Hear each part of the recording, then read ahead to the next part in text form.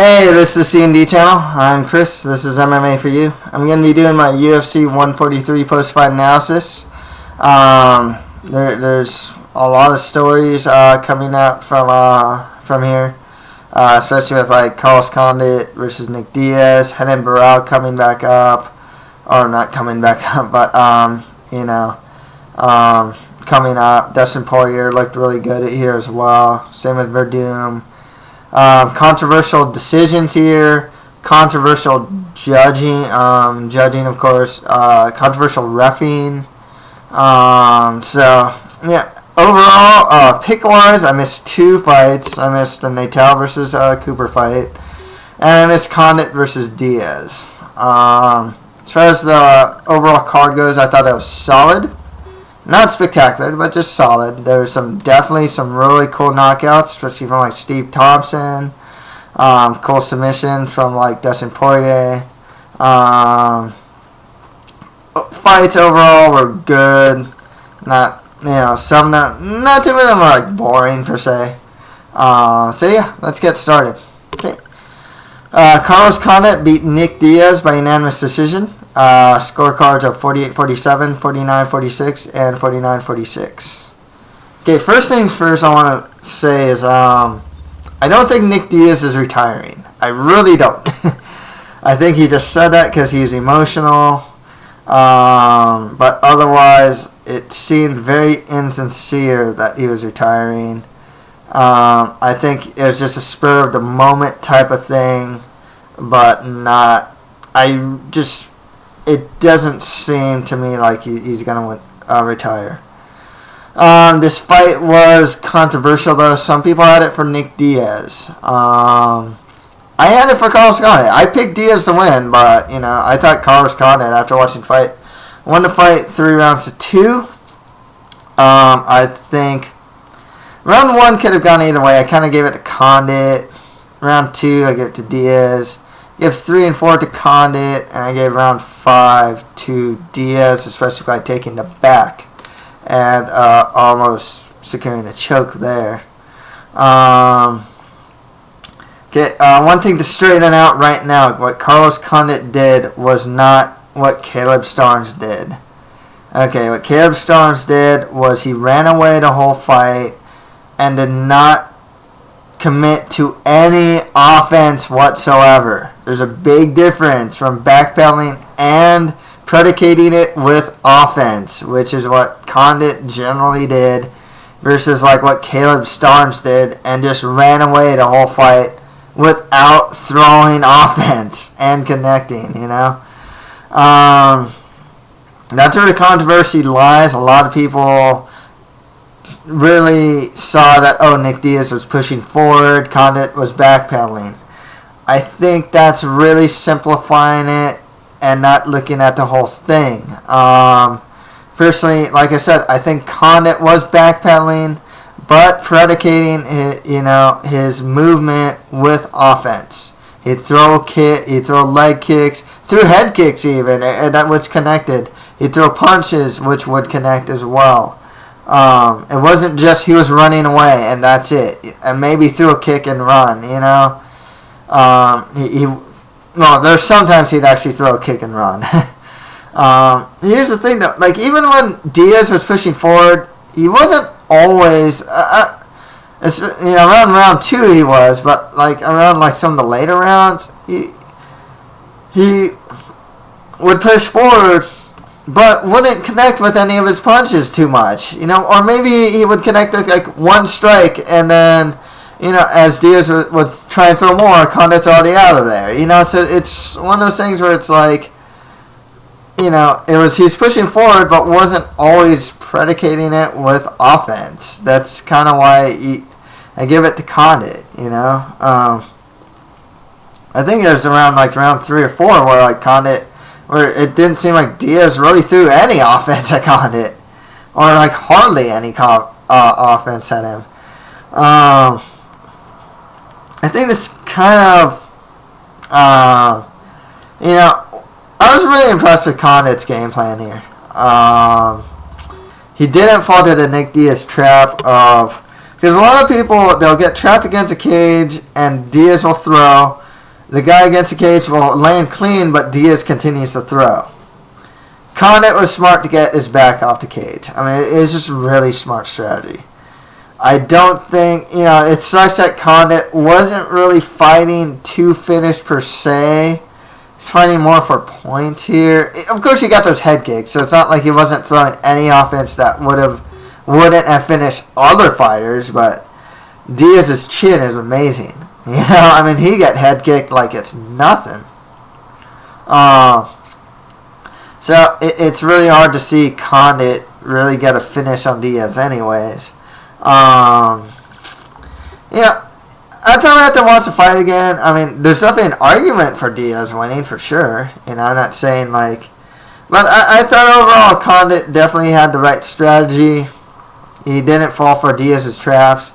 And I gotta wonder about future opponents against Diaz if they're gonna be like, oh hey, Condit had a lot of success, not putting his back against the cage, weaving out or sidestepping and getting out of there. Of course, a lot more. The other opponents will probably try and take Diaz down a lot more too. That's the thing.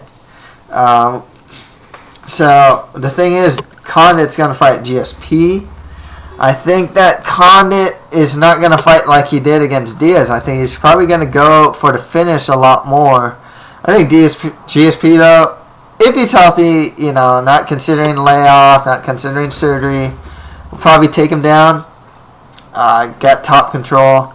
Carlos will probably scramble out a couple of times, get taken down again. I don't think, Condit could probably hit a knee on GSP, or something like that, but otherwise, I think, and GSP's good on his feet too, so it's not like he's going to get crushed in the stand-up or anything. I think he's probably just going to try and take Condit down and win through his wrestling and grappling. I think, like I said, I think Condit would probably scramble out a lot of stuff. I think he'd just get taken down again, though. As far as Diaz goes, I don't think he's retiring. You got to give him a top opponent. Maybe Koscheck Diaz sounds really cool. I'd probably do that. Koscheck versus Diaz. I'm not big on guys coming off losses, fighting guys coming off a win. The exception to that, though, is a guy who's fighting for a title, and Diaz was fighting for a title, so it makes sense to me. Okay, next fight after that, Fabricio Verdun beat Roy Nelson by unanimous decision. Verdun looked really good here. In the first round, when he took his back, it was beautiful jiu-jitsu. There's that time when Verdun was on his back, and man, he would just kick, move his legs, and just get, almost got an arm bar. I mean, it was just good stuff. His stand-up, too, man. Those knees from the clinch were great. He'd throw some 1-2s. One thing I like, too, is he threw combinations. He threw like a 1-2, clinch, knee. I mean, he threw combinations. I really like seeing that from him. Very underrated stand-up from Verdun, really redeemed himself from the Overeem fight where he kept flopping. Just good. It was a good win for him. One thing is, they both came in at 246, but Verdun was easily the bigger fighter. I mean, he looked like a natural heavyweight, whereas Roy Nelson looked like a blown-up light heavyweight. With Verdun, I think he should be fighting. I'd say you got to give him a top 10 guy, and I think Frank Mir would be good. Frank Mir just came off that win over Nogueira, and Verdun's coming off this big win over here. I think it makes sense to do Mir versus Verdun. With Roy Nelson, he's kind of a gatekeeper of the division now. He's beating guys like Stefan Struve, Brendan Schaub. I think you should probably give him more up-and-comers. Maybe the loser of LeVar Johnson versus Pat Barry, or someone like that.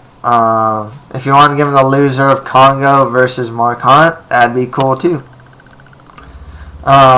Next fight after that, Josh Koscheck beat Mike Pierce by split decision. I had Mike Pierce winning this fight. I think he got the better of the stand-up and the better of the dirty boxing for the first 2 rounds. I think this fight really shows that how much. Here's the problem. It's a takedown not predicated by offense, and how that is worth a lot. I just think, because a lot of times that's what you'd see in this fight. It's like takedown. Oh, he took him down. Oh, he got up. Well, there's no ground and pound for him to get to guy on top, and yet it kind of seems like that takedown is worth so much. One thing about Koscheck too is, the guy's been in the UFC for a long time. He's a rich guy. He really comes off like the veteran who's been there and done it. He hasn't won a championship, but he doesn't come off very hungry to me. Mike Pierce comes off like that hungry newcomer. It seems like that Koscheck kind of at times is kind of phoning it in. I kind of wonder. I feel he underestimated Pierce, but at the same time, it seems like at this point, he's lost to GSP twice. Kind of wonder if he's kind of phoning it in a little more these days, Just doesn't seem very hungry to me, especially in this fight. His stand-up, too, it's kind of rudimentary. He sticks his chin out a lot. He's always looking for that big right hand. Doesn't throw a lot of variety, and when he should be throwing some variety. I wish he uses wrestling even more. He got, I believe it was 2 of 3 takedowns. The 2 he did get seemed like they were so easy to get. It seems like he forsakes his wrestling a lot more than he should. Pearson did get a Pierce, my bad, got a takedown himself. Koscheck just got right back up. His striking looked good. His chin's great. He's an up-and-comer to look out for. I don't know if you want to give Koscheck more up-and-comers like the the winner of McDonald versus Chain Mills, or like, Alan Berger or Johnny Hendricks. Koscheck sounds appealing. I think Koscheck Diaz would be really cool though.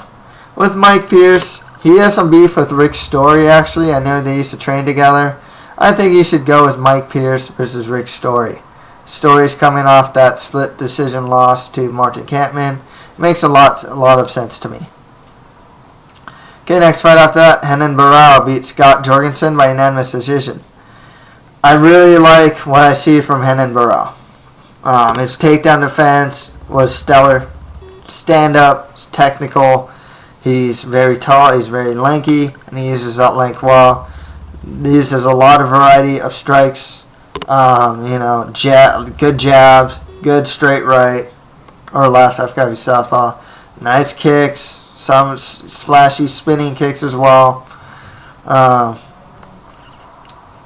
He has it, man. I want to see him fight the winner of Faber versus Cruz. If Cruz wins, I think Barão might be the guy to beat Cruz. I don't know if he'll fall for all that movement. I think he's definitely the better technical striker, harder hitter. His jiu-jitsu is really good, as shown in the Pickett fight. Jorgensen, if he can cut down to 125, he should. But otherwise, I think you should probably give him still give him top guys, like the loser of Miguel Torres versus Michael McDonald. If you don't give Barão the winner of Faber versus Cruz, maybe give him the winner of Miguel Torres versus Michael McDonald. I can't think of too many other 135 fights that are out there. But those are the guys I'd give him. Okay, and finally from the main card, Ed Herman beat Clifford Starks by a rear naked choke in the second round. I liked what I saw from Clifford Starks. His stand-up looked solid. Straight right hand, found his mark all the time. Ed Herman, he's working on stand-up, but defensively, it's still not there yet. He's a well-rounded guy, though. Starks is a wrestler, and he managed to take him down and get the choke. Starks should be fighting more lower-level guys. Building himself up. He's a really strong guy, good wrestler. His stand-up looks pretty solid as well. Ed Herman, 3 fights in a row, 3 wins in a row, all by finish. you got to give him some more of the guys near the top of the division. If you want to give him like another prospect, I'm guessing like the winner of Court McGee versus Constantino Philippou or something like that. Otherwise, give him more of the top division. I like Chris Weidman versus Ed Herman. I think that would be a good fight. Otherwise, give him something like Bisbing, but or a rematch with Alan Belcher would be pretty interesting. The winner of Okami versus Bosch versus Ed Herman makes sense to me as well. Okay, on to the FX card. Dustin Poirier beat Max Holloway by an awesome submission in the first round as a mounted triangle armbar. Max Holloway, though, was impressive. This is only his 5th MMA fight. He was pretty much outstriking. I thought he was outstriking Poirier. Guy's a white belt in Brazilian Jiu-Jitsu, though. And it makes me concerned that he's fighting so soon in the UFC. I understand if the UFC comes a calling, you got to take it. But the thing is, you 5 fights in, you're a white belt in Brazilian Jiu-Jitsu. A lot of guys are going to try and take you down and submit you. I say this about the UFC. I don't think, unless you're a prospect who definitely is UFC ready, like a Phil Davis, like a John Jones, but besides, if you're not a truly UFC ready fighter, UFC isn't a place to build prospects. He's just gonna fight tough guys. One of the lower tier guys of the division is like Jonathan Brookins. Well, guess what? He's a wrestler with good Brazilian Jiu-Jitsu. Think he's not gonna try and take Max Holloway down? He's probably gonna try and take him down. I think Wagner Roca, who's only really good trait, is he's a guy that's not UFC ready. I think he's probably just going to try and take down Max Holloway and try and submit him, A lot of guys are, have higher level belts than white belts, That's the thing. With Poirier, I think he should fight Eric Koch would be really cool for a #1 contender bout. The Korean Zombie, or Ricardo Lamas. But if he wins that, I think he should fight Aldo. This was a really good submission win here.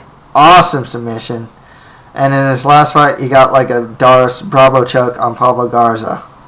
This guy's coming up. He has solid stand-up and a good ground game. Wrestling's not too bad as well. I don't know if he's much of a threat to Jose Aldo, but he's definitely, if he wins one more fight against a strong opponent, I think he'd deserve a chance to fight Jose Aldo. Okay. Next fight after that, Edwin Figueroa beat Alex Caceres by split decision.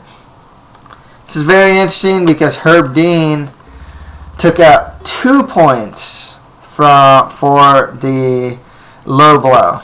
Alex Caceres hit Figueroa really hard with the low blow, I think in the first round, and then I think in the second or third, hit him really hard again, and Herb Dean took out 2 points, which is definitely gave Figueroa the victory. Or helped him get the victory. Figueroa's stand-up's pretty solid. Gets sloppy at times. Definitely had to deal with the reach advantage of Caceres. Got a really beautiful head kick that I thought would have probably knocked. I'm surprised that Caceres wasn't just clean KO'd. But yeah, that's the thing. Caceres though, this kid's really young. He's improving. He's still a little too raw though. One thing I noticed when he takes it back, he'd try and really just go for the choke, but not secure the rest of the body sometimes. He wouldn't always have his arm underneath the guy's chin and just really go straight for that choke. It just comes off really raw, but someone that's improving. He should be fighting more lower tier of the division. Same with Edwin Figueroa. He really needs work on his ground game. 135. It's hard for me to think of who's in 135. I think Holloway. Oh, wait, actually no. Yeah. Geez, I can't really think of too many guys on 135, especially since there's some that are cutting down, too. Just can't really say specific names at this point. Next fight after that, Matt Brown beat Chris Cope by knockout in the second round. I think Chris Cope should be cut from the UFC. I don't think he's a UFC caliber fighter. Not the biggest fan of him, to be perfectly honest with you. Matt Brown, he's always a game opponent. Loses a lot of fights by submission, but I think he's a good lower level gatekeeper. Beats guys like Chris Cope, the John Howards, takes fights on short notice, and he tests guys that are coming up. Really good gatekeeper type guy. Maybe he should be fighting Matt Riddle. Maybe even Stephen Thompson next. Maybe like a Felipe Arantes. There's a lot of good guys for Matt Brown to fight. He's an asset to the UFC in the sense that he takes fights on short notice. Always a game opponent. He plays the role of gatekeeper well. Okay, next fight after that, Matt Riddle beat Henry Martinez by a split decision. There's an argument that Martinez, probably got rounds 1 and 2. Martinez should cut down to whatever weight division he can. I think he's fought as low as featherweight or go to lightweight. You can definitely tell he's undersized, especially compared to Matt Riddle. Riddle's stand is really bad. He pushes forward, which is cool, but otherwise, stand up. Technically, it's really bad. It looks like cardio kickboxing. He needs to go back to his wrestling game, take guys down, and beat them up. He's good at it. He's won fights that way. I think he beat DeMarcus Johnson that way. He's good at it. I think that's what he should be working on. Or get a new boxing coach because his stand-up looks like crap. Quite honestly. Let him fight Matt Brown, Stephen Thompson, Rontis, Carter Funk, people like that, Next fight after that, Rafael Natal beat Michael Cooper by unanimous decision. Cooper looked good. One thing I didn't like here was the commentary. Natal clearly won the first 2 rounds, and yet Rogan wouldn't stop getting on Cooper's nuts. And that kind of bugged me. It's typical of Rogan. Natal almost lost that 3rd round, though.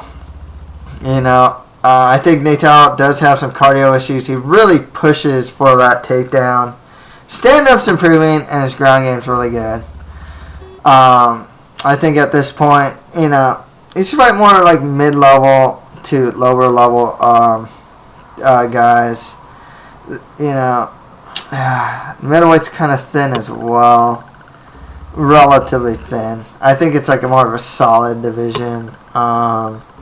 Just can't think of a lot of guys who are there right now. Maybe like a C.B. Dalloway, a Jared Hammond maybe. Those guys are coming off losses, so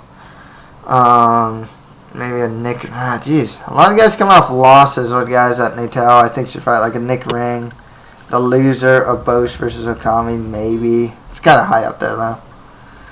Cooper, just lower tier of the middleweight division. And finally, Stephen Thompson beats Dan Stitchin by an awesome head kick KO. It was with the lead leg. It was with the foot and not really like the shin.